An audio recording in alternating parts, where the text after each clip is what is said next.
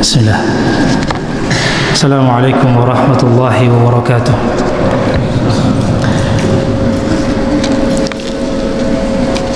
Innal hamdalillah nahmaduhu wa nasta'inuhu wa nastaghfiruh wa na'udzu billahi min shururi anfusina wa min sayyiati a'malina. May yahdihillahu fala mudilla lahu wa may yudlil fala hadiya lahu. Ashhadu an la ilaha illallah wahdahu la syarika lah wa ashhadu anna Muhammadan abduhu wa rasuluh alladhi ballagha ar-risalah wa adda al-amanah wa nasaha al-ummah wa jahada fillahi haqqa jihadihi hatta atahu al-yaqin. Allahumma salli wa sallim wa barik wa sallim ala nabiyyina Muhammadin wa ala alihi wa sahabatihi wa man tabi'ahum bi ihsanin ila yaumiddin. Amma ba'd. Ikhwani wa akhwati fillah rahimani wa rahimakumullah. Pertama-tama marilah kita mengucapkan syukur kepada Allah Subhanahu wa taala atas segala limpahan karunia yang Allah berikan kepada kita semua, sehingga alhamdulillah dengan izin Allah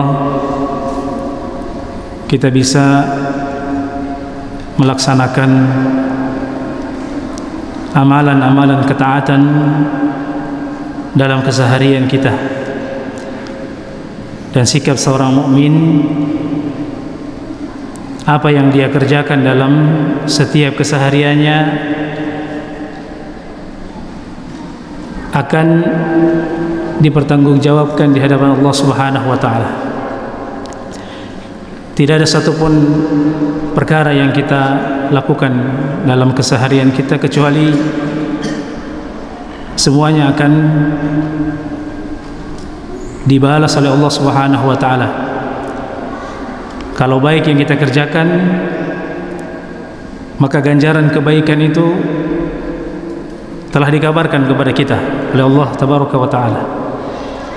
Kalau buruk yang kita kerjakan, waliyadzubillah, maka ganjarannya pun juga telah dikabarkan oleh Allah Tabaraka wa taala fi kitabih, di dalam Al-Qur'an. Maka tentunya sikap seorang mukmin adalah berusaha untuk memperbanyak bekal, berusaha untuk menjadikan setiap hari yang berlalu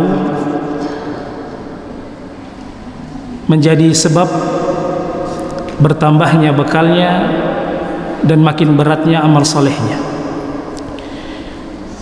Dan alangkah meruginya nanti seorang hamba ketika dia berjumpa dengan Allah Subhanahu wa taala, lalu dia mendapati bahwasanya bekal amal solehnya itu tidak ada atau sedikit. Dan kita berlindung kepada Allah Subhanahu wa taala dari menjadi hamba-hamba yang berhadapan dengan Allah Subhanahu wa taala dalam kondisi sebagaimana yang kita sebutkan tadi, merugi dan juga tidak beruntung di hadapan Allah. Ikhwani wa akhwati fillah rahimani wa rahimakumullah.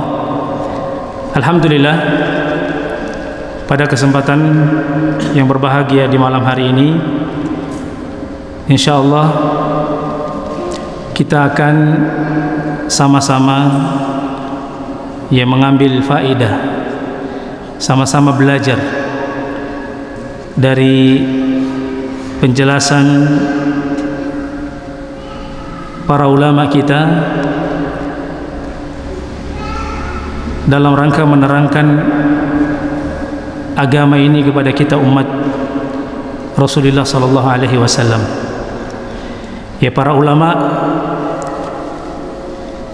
sangat paham tentang ke arah mana akan membawa umat. Mereka menjelaskan apa yang dibutuhkan oleh umat, yang membuat setiap orang dari umat ini ketika mengamalkan hal tersebut,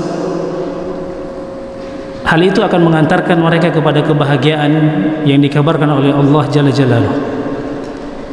Dan mereka mengingatkan kita dari perkara-perkara yang jikalau kita jatuh ke dalamnya akan membuat kesengsaraan kepada kita semua. Dan mereka adalah al-ulama ar-rabbaniyun, para ulama-ulama rabbani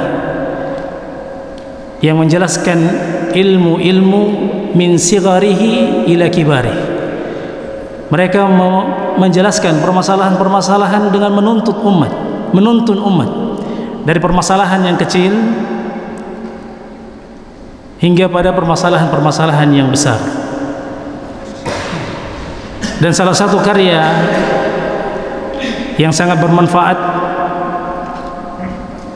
yang menjadi perhatian banyak dari kalangan para ulama adalah kitab yang ada di hadapan kita sekarang, yang menjadi judul pembahasan kita, dan insyaallah kajian ini akan kita lakukan berkesinambungan setiap pekannya insyaallah binillah.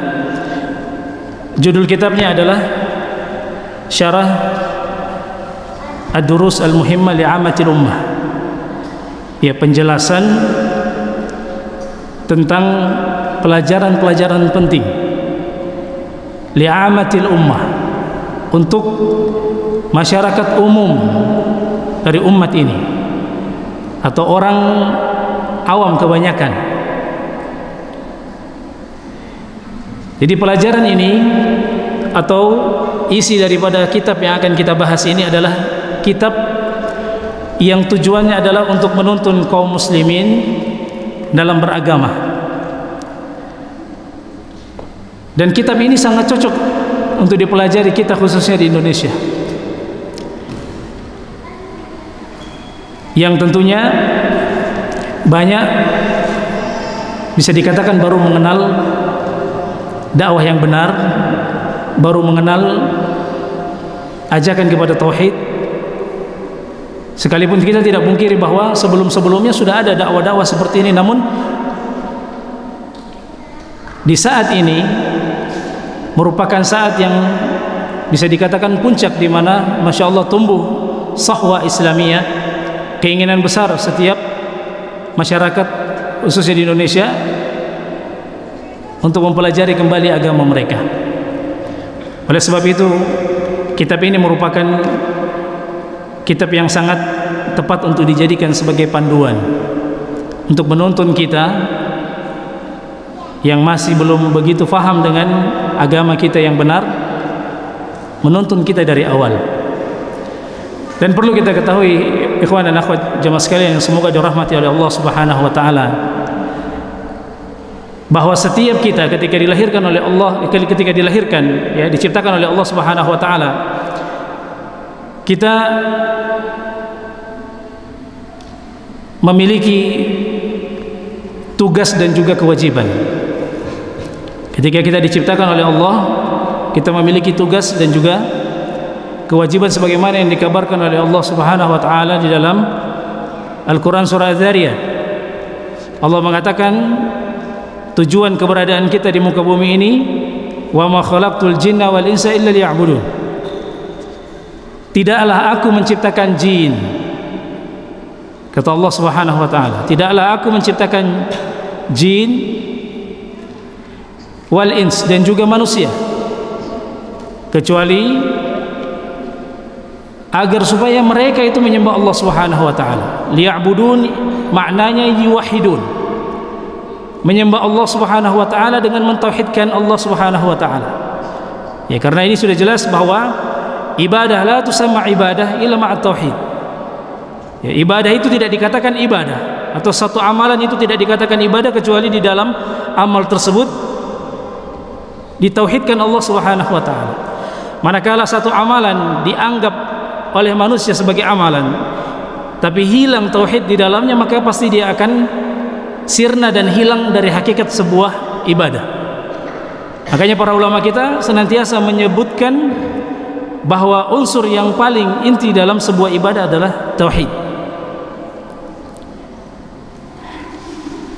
tugas yang disebutkan oleh Allah Subhanahu wa taala kepada kita manusia, tujuannya agar kita memahami bahwa ketika kita lahir di atas muka bumi ini, tugas yang paling utama adalah untuk menjadi hamba Allah Subhanahu wa taala, li tahqiqil ubudiyah. Dia untuk mentahqiq ubudiyah. Apapun profesi kita, terlahir dari bentuk ataupun jenis yang berbeda-beda, tapi kita memiliki wazifah atau tugas yang sama, yaitu untuk menghambakan diri kepada Allah Subhanahu wa taala dengan waktu yang sudah dibatasi, yang disebut dengan ajal. Setiap kita sudah dibatasi, diberi kesempatan oleh Allah Subhanahu wa taala. Dia dilahirkan kapan sampai kemudian dia wafat di usia berapa. Allah Subhanahu wa taala telah mengabarkan semuanya dan mencatatnya. Dan di masa itulah kesempatan setiap hamba untuk menambah dan membuktikan ubudiyah dia kepada Allah Subhanahu wa taala, menambah amal solehnya dan membuktikan ubudiyah dia kepada Allah Subhanahu wa taala. In ahsan falahul jannah wa in asaa falahun nar. Kalau dia berbuat baik, maka dia akan diganjar dengan surga Allah Subhanahu wa taala. Kalau dia berbuat buruk, maka dia akan diganjar neraka oleh Allah Subhanahu wa taala. Maka setelah kita mengetahui bahwa setiap kita memiliki tugas menjadi orang yang akan mewujudkan ubudiyah kepada Allah Subhanahu wa taala, yang selanjutnya yang harus diketahui oleh setiap kita adalah, kalau begitu langkah-langkah yang harus kita tempuh itu apa? Apa tahapannya? Semua orang ketika ditanyakan, apakah Anda ingin masuk surga? Jawabannya semuanya mau. Tapi bagaimana untuk bisa masuk ke dalam surga Allah Subhanahu wa taala? Bagaimana supaya bisa menghasilkan amal yang benar? Amal yang memicu ridha Allah, amal yang menjadikan Allah ridha untuk memasukkan kita ke dalam surganya sebagai balasan atas amal saleh yang kita lakukan, atas ketaatan kita. Maka disinilah yang perlu kita pelajari dan juga fahami. Dan itu kita ambil dari penjelasan para ulama kita yang menuntun kita agar beragama dengan cara yang benar. Yang paling pertama untuk kita lakukan untuk bisa menjadi hamba Allah yang bisa menyembah Allah dengan benar adalah dengan mempelajari atau dengan belajar, dengan talabul ilmi.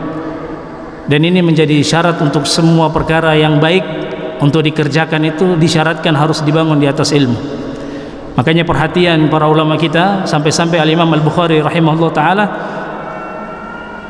menjadikan satu judul bab khusus di dalam kitabnya As-Sahih, Al-Jami' As-Sahih, dengan judul Al-Ilmu Qabla Al-Qawli Wal-Amal. Berilmu sebelum kita berkata-kata dan juga beramal. Dan kalimat ataupun amalan, perbuatan, semuanya merupakan amal yang harus didasari dengan ilmu. Kita ingin beramal soleh, maka gerbangnya adalah belajar. Apa yang akan kita kerjakan sangat tergantung atas apa yang kita ilmui. Orang yang memiliki ilmu yang benar, barulah bisa dia memungkinkan menghasilkan amalan yang benar. Karena ibaratnya seperti air. Apa isi di dalam gelas ini? Jenis airnya seperti apa? Itulah yang kemudian bisa dituangkan atau yang bisa diminum. Kalau airnya air yang baik, maka dia akan menjadi minuman yang baik. Tapi kalau dia merupakan air yang kotor, maka dia menjadi sesuatu yang tidak baik. Jadi apa yang kita hasilkan merupakan hal yang sangat tergantung dengan apa yang kita miliki. Dan amal soleh seseorang hanya bisa muncul dari ilmu yang benar. Nah, ilmu yang benar adalah ilmu yang dituntut tentunya mengikuti apa yang diajarkan oleh Allah dan juga Rasulnya. Karena al-ilmu itu adalah maqala Allah wa maqala Rasul wa maqala sahabah. Apa yang dikatakan di dalamnya ada qala Allah, ada qala Rasul, dan qala sahabah. Itulah ilmu yang hakiki. Barulah setelah setiap orang mengetahui ilmu, baru dia bisa mengamalkan ilmu tersebut. Kalau kita ditanya apa ukuran yang wajib untuk kita pelajari dari ilmu, kalau kita ditanya tentang seberapa banyak ukuran ilmu yang harus kita pelajari, maka di sini kita harus fahami bahwa antara ilmu yang wajib untuk dipelajari yang sifatnya yata'ayyan, ya, atau menjadi kewajiban personal atas setiap orang untuk memahami ilmu tersebut, adalah apa yang bisa menjadikan agamanya tegak, sebagaimana disebutkan oleh Imam Ahmad rahimahullah ta'ala. Jadi qadrul mujzi, ukuran daripada apa yang harus dituntut dalam menuntut ilmu, adalah ukuran yang menjadikan agama kita itu bisa tegak dengan ilmu tersebut. Karena kita sudah sebutkan tadi bahwa setiap orang hanya bisa beramal kalau dia memiliki ilmu. Maka amalan yang diwajibkan, yang harus dia kerjakan, maka itulah bentuk ilmu yang harus dia pelajari terlebih dahulu. Seperti beriman kepada Allah Subhanahu wa taala. Kemudian terkait dengan as-salawatul khams, dan juga bagian-bagian yang lain yang langsung bersentuhan dengan dia. Makanya ilmu itu ada bentuk yang sifatnya qadrul mujzi atau qadrul wajib yang harus dipelajari oleh setiap orang, dan ada qadrul mustahabnya, ada kadar yang menjadi ukuran kewajiban. Setiap orang pasti wajib untuk mengetahui itu, dan ada kadar yang ketika tidak semua orang mengetahui itu, dia tidak tercela, dan dia tidak berdosa dengannya. Hanya kalau dia mengetahui umur atau urusan-urusan tersebut, itu akan menjadi satu tambahan kebaikan untuknya. Itu yang disebut dengan al-qadru al-mustahab. Nah, dalam kitab ini, ikhwan wa akhwati fillah rahimani wa rahimakumullah, penulis yaitu Syekh Al-Alim Ar-Rabbani Al-Imam Abdul Aziz bin Baz rahimahullah ta'ala, memperuntukkan kitab ini untuk kaum muslimin, melihat dari hajat kebanyakan kaum muslimin yang jauh daripada pengamalan agama, dan ini adalah mazhar atau tampilan yang dilihat dan disaksikan oleh setiap mata di seluruh belahan dunia. Ya, kalau kita mau mengambil dari mana bisa kita menyimpulkan bahwa penjuru dunia hari ini krisis ilmu, maka lihat pertemuan mereka di kota Mekah pada saat melaksanakan haji. Berapa banyak yang iltizam di atas sunnah ketika melaksanakan itu? Berapa banyak orang yang mengamalkan ibadah itu yang dibangun di atas ilmu yang benar? Maka itu menjadi gambaran secara umum dunia hari ini. Jauh daripada ilmu. Dan sosok seperti Syekh Abdul Aziz bin Baz rahimahullah ta'ala adalah sosok yang peduli akan kondisi kaum muslimin. Makanya dikatakan di sini dalam muqaddimah, katabahu nushan li'amatil ummah fima yanbaghi an yata'allamuhu min umurid din. Kitab ini beliau tulis sebagai bentuk nasihat kepada umat, kepada kebanyakan kaum muslimin di penjuru dunia, terkait hal-hal yang merupakan perkara yang wajib untuk setiap kita untuk mengetahuinya, yang kalau kita tidak mengetahui perkara-perkara tersebut, kita terancam dengan ancaman yang begitu banyak. Bisa saja terancam dengan kekufuran, batal keislaman, atau terancam dengan amalan menjadi sia-sia ketika tidak sampai pada pengetahuan yang merupakan pengetahuan wajib yang kita sebutkan tadi. Aqidatan wa ibadatan wa khuluqan, yang wajib diketahui baik dari sisi akidah ataupun dari sisi ibadah maupun dari sisi khuluq. Dia ada akhlak yang merupakan akhlak yang wajib untuk kita pelajari. Akhlak itu ketika kita berbicara akhlak, bukan akhlak hanya kepada manusia saja, tapi akhlak kepada Allah, akhlak kepada manusia, sesama manusia, akhlak kepada saudara-saudara kita kaum muslimin, termasuk akhlak ketika kita berinteraksi dengan diri kita sendiri, yang setiap itu punya kewajiban. Fa'ti kulli dhi haqqin haqqah, kata Nabi SAW. Disuruh kita untuk memberikan kepada yang berhak untuk kita berikan haknya sesuai dengan haknya. Ketika kita berhadapan dengan Allah, maka di sana ada hak Allah Subhanahu wa taala. Sebagaimana yang disebutkan dari sahabat yang mulia Mu'adz bin Jabal, bahwasanya Allah Subhanahu wa taala itu memiliki kewajiban.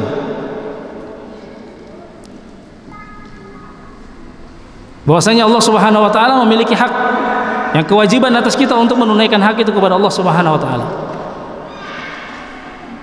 Apa kewajiban kita untuk kita tunaikan kepada Allah?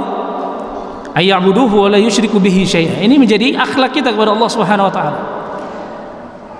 Adanya orang-orang yang mengatakan bahwasanya Allah di mana-mana, ini adalah bentuk akhlak yang tidak tepat kepada Allah Subhanahu wa taala. Allah yang senantiasa memberikan dia segala kebutuhannya setiap harinya dari apa yang ada di dalam dirinya dan juga fasilitas yang dia rasakan dalam kehidupan ini. Lalu dia bersyukur kepada selain Allah Subhanahu wa taala. Ini akhlak kepada Allah, akhlak kepada Sang Pencipta. Maka hal-hal seperti ini merupakan bagian-bagian daripada bagian yang wajib untuk diketahui oleh setiap kaum muslimin. Lalu dikatakan wa qad rattabahu rahimahullahu taala tartiban nafi'an wa mufidan lil ghayah. Ya, kitab ini Masya Allah telah disusun oleh penulis dengan susunan yang sangat bagus.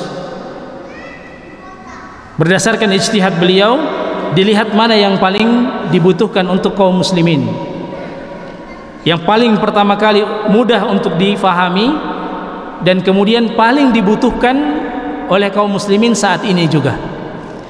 Beliau mengurutkan, makanya kalau kita memperhatikan kitab ini nanti insyaallah bismillah yang akan kita bahas, yang paling pertama beliau menjelaskan tentang beberapa surat-surah dari surah-surah pendek di dalam Al-Quran, dan itu dibuka dengan Al-Fatihah. Beliau menjelaskan tentang Al-Fatihah secara ringkas. Tujuannya kenapa? Karena Al-Fatihah ini suratus salah. Ya, salah satu di antara nama Al-Fatihah ada suratus salah, dan disebut dengan istilah atau dengan nama suratus salah, surat as-salah, karena salat la tasihhu salat illa biha. Karena salat yang kita kerjakan ya 5 kali sehari, salat wajibnya ya, di sana terdapat di setiap rakaatnya perlu kita baca surah Al-Fatihah, yang mana tidak sah salat seorang hamba ketika dia dengan sengaja meninggalkan Al-Fatihah dan dia sanggup untuk membacanya. Dan ini menjadi bagian daripada rukun dalam salat yang tidak akan tegak yang namanya salat itu kecuali ada Al-Fatihah di dalamnya. Maka ini yang menjadi bagian pertama yang beliau jelaskan. Selain beliau suguhkan kepada kita agar kita menghafalnya, kemudian mempelajari kandungannya, memaknai tafsirnya. Dan di surah Al-Fatihah kandungan yang sangat luar biasa banyaknya. Bahkan Al-Imam Ibnu Qayyim rahimahullah ta'ala menuliskan untuk kalimat iyyaka na'budu wa iyyaka nasta'in 1 judul buku. Untuk mentahqiq kalimat iyyaka na'budu wa iyyaka nasta'in itu beliau menuliskan 1 judul buku untuk menguraikan dan menjelaskan kebutuhan umat terhadap penjelasan daripada kalimat iyyaka na'budu wa iyyaka nasta'in. Ikhwani wa akhwati fillah rahimani wa rahimakumullah. Kemudian disebutkan di sini bayana fihi rahimahullahu taala daruriyat ad-din. Di dalam kitab ini beliau juga menyebutkan tentang perkara-perkara penting yang sangat tidak bisa ditoleransi untuk tidak diketahui. Setiap orang wajib untuk tahu tentang hal-hal tersebut. Wal wajibat al muhimma mutahattim ma'rifatuha ala kulli muslim wa muslimatin. Dan perkara-perkara yang merupakan perkara wajib lainnya yang harus diketahui oleh setiap muslim. Nah, sekarang caranya setiap kita hendaknya mengukur diri kita. Ya, hendaknya mengukur diri kita. Di kadar yang wajib tadi itu, apakah kita sudah menunaikan, mempelajarinya dan juga mengamalkan sesuai dengan ukuran wajibnya itu atau belum? Ya, sekedar cerita, saya pernah mengajar di salah satu universitas sebagai dosen. Lalu ketika ujian, saya waktu itu ditugaskan untuk mengampu mata kuliah Quran. Ketika mengajar, pas waktu ujian, muqarrar hafalan itu juz 30 waktu itu. Ketika dia baca surah An-Naba, salah seorang mahasiswa baca surah An-Naba, bacaannya berat dan tertatih-tatih, susah. Singkatnya saya tanya, antum hafal tidak? Kata dia, tidak Ustaz. Ini antum mau lulus ini, gimana caranya antum lulus? Antum tidak hafal muqarrar. Taib. Jadi dari 9 atau 10 surah di juz 30 itu, saya katakan sama dia, bacakan saja satu surah yang paling lancar yang kamu bisa baca. Ternyata tidak bisa. Akhirnya, terus apa yang kamu hafal? Dia diam. Sudah, terakhir baca surah Al-Fatihah. Dan subhanallah, bahkan Al-Fatihah pun dia tidak hafal. Jadi ada di masyarakat kita yang seperti itu, bahkan Al-Fatihah itu tidak hafal. Lalu antum tahu apa yang saya lakukan? Kalau begitu, ucapkan 2 kalimat syahadat. Saya khawatir dia gara-gara tidak tahu Al-Fatihah, dia tidak salat dan dia sudah kafir dengan perbuatan tersebut. Saya suruh dia, coba kalau begitu antum baca syahadat. Ternyata ketika bersyahadat juga agak tersangkut-sangkut ucapannya. Coba bayangkan antum. Di umat kita itu ada yang seperti itu. Anak muda yang kesana kemari bergaul dengan kita sehari-hari, ternyata akidah dan juga ibadahnya sampai pada derajat kadar yang wajib saja ada yang masih luput untuk sampai di situ. Ya, mungkin kita banyak bercerita tentang kitab-kitab besar, sehingga kita kemudian lalai dengan kitab-kitab yang singkat untuk saudara-saudara kita yang belum sampai pada kadar tersebut. Tapi bukan dengan tujuan untuk meremehkan antum di sini. Masya Allah, antum sudah belajar. Kitab ini mungkin layak untuk dibuka oleh masing-masing kita. Ya. Apalagi teman-teman yang mungkin dalam aktivitas belajarnya memang jarang bersentuhan dengan mata kuliah agama, maka kitab ini mudah-mudahan bisa menjadi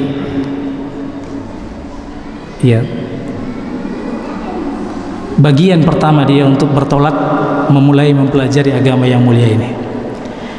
Ya, karena kita berbicara tentang agama bukan sebagai perhiasan saja yang kita kenakan sebagai baju. Saya muslim, Islam paling benar. Bukan. Kita berbicara tentang Islam, berbicara tentang amalan yang kita sanggup munculkan dalam aktivitas kita. Kita benar-benar Islam berarti memiliki tampilan Islam yang benar. Akidah kita Islam, ibadah kita Islam, dan akhlak kita adalah akhlak yang Islam. Makanya dikatakan dalam muqaddimah ini saya baru menjelaskan muqaddimah ya, saya belum masuk ke ininya. Ya, karena muqaddimah itu penting ikhwan fiddin. Al-Fatihah muqaddimahnya Al-Quran. Dan banyak kitab-kitab sana, kitab-kitab besar yang ditulis oleh para ulama, muqaddimahnya selalu menjadi perhatian yang sangat besar. Dalam ilmu hadis, ya, teman-teman yang dari Libya, yang juga dari Madinah, ya, ada yang namanya Muqaddimah Ibnu Salah. Dalam ilmu tarikh dan sirah ada yang namanya Muqaddimah Ibnu Khaldun. Dan di surah Al-Fatihah, di dalam Al-Quran ada terdapat surah Al-Fatihah. Dan dikatakan Al-Fatihah karena dia pembuka daripada Al-Quran itu. Dan semua isi Al-Quran, ya, semuanya intisarinya terdapat di dalam surah Al-Fatihah. Makanya muqaddimah adalah bagian yang tidak boleh dilupakan kalau kita membaca kitab atau membaca buku. Untuk mengetahui apa yang ingin dibahas di dalam sebuah kitab, maka baca muqaddimahnya. Sehingga ketika kita membacanya nanti, kita tahu apa tujuan dan maksud daripada buku tersebut, atau penulis ingin menerangkan apa kepada kita, isinya apa. Ya, makanya dikatakan di sini buku ini sebenarnya peruntukannya ketika ditulis oleh Syekh Abdul Aziz bin Baz rahimahullah taala, beliau mengatakan, ya, dikatakan di sini wal mustahdaf fihi bidarajatil ula humul awam. Ya, sebenarnya kitab ini diperuntukkan untuk orang-orang yang masih betul-betul polos, jauh daripada pelajaran tentang Islam. Dan kita ingin memposisikan di posisi itu dulu, supaya kita bisa melihat kita di posisi mana dari ilmu yang kita wajib pelajari terkait dengan agama dan juga keislaman kita. Ya. Dan alhamdulillah kitab ini menjadi bagian terpenting yang merupakan perhatian terakhir Syekh Abdul Aziz bin Baz. Kitab ini merupakan kitab terakhir yang menutup kehidupan beliau. Beliau wafat di tahun pertama kali kitab ini dicetak. Jadi kitab ini adalah kitab pertama kali, ya, kitab terakhir yang beliau tulis dan merupakan wasiat beliau kepada umat ini. Ya, beliau wafat, ya, dan meninggalkan karya terakhirnya berupa nasihat. Ya, bisa dikatakan nasihat kematian sebelum beliau diwafatkan oleh Allah Tabaraka wa Ta'ala sebagai tanggung jawab beliau terhadap kaum muslimin dan juga umat Islam secara keseluruhan. Dan mudah-mudahan setelah kita masuk ke dalam pembahasan dari kitab ini, ya, kita bisa, ya, mengambil faedah yang banyak dari kitab ini, yang tentunya yang bisa menjadi bekal kita dalam beramal saleh yang benar, yang bisa menjadi yang meluruskan, ya, yang meluruskan amal kita ketika ada yang keliru dari amal-amal yang kita kerjakan selama ini. Dan ilmu itu, ikhwan wa akhwati fillah rahimani wa rahimakumullah, adalah perkara yang paling kita butuhkan, lebih kita butuhkan daripada makan dan minum. Ya, Al-Imam Ahmad rahimahullah taala, ya, mengatakan bahwasanya, ya, kita manusia ahwaj ilal ilmi min at-ta'ami wasyarab. Kita itu lebih butuh kepada ilmu dibandingkan dengan kebutuhan kita kepada makan dan minum. Kalau makan dan minum kita cuma butuh sehari sekali, itu sudah kadar ukuran cukup. Ya, kita bicara masalah cukup, bukan masalah kenyang. Seorang manusia ketika dia masih minum dalam sehari, masih makan dalam sehari sekali, itu cukup, dia tidak akan mati insyaallah bismillah. Itu namanya kadar kecukupan. Tapi kalau ilmu, manusia itu membutuhkan ilmu itu bi'adadi anfasi, sama dengan jumlah desahan nafas yang dia keluarkan setiap harinya. Berapa jumlah nafas yang kita keluarkan keluar masuk, maka di setiap desahan, ya, dan juga keluarnya nafas itu, di setiap itu juga kita membutuhkan ilmu bagaimana menyikapi, bagaimana bersikap dalam kehidupan ini. Mudah-mudahan ada manfaatnya dari apa yang kita sebutkan di muqaddimah pelajaran ini. Insyaallah pada pertemuan yang akan datang kita akan masuk membahas, ya, muqaddimah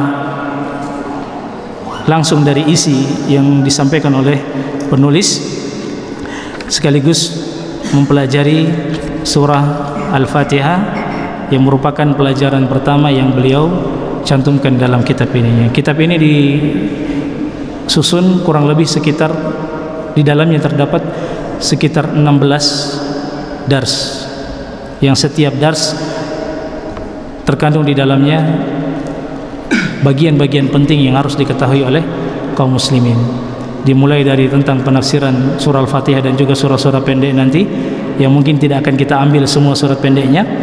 Ya, setelah itu masuk ke dalam rukun-rukun iman, rukun Islam, ya, dan juga hal-hal yang lainnya yang terkait dengan masalah-masalah inti yang masalah tersebut wajib, ya, sekali lagi wajib untuk diketahui dan dipelajari oleh setiap kita sebagai seorang muslim dan sebagai hamba Allah Subhanahu wa taala.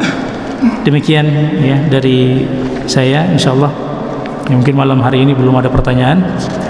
Ya, mungkin kita akan berikan waktu untuk tanya jawab pada pekan yang akan datang insyaallah bismillah.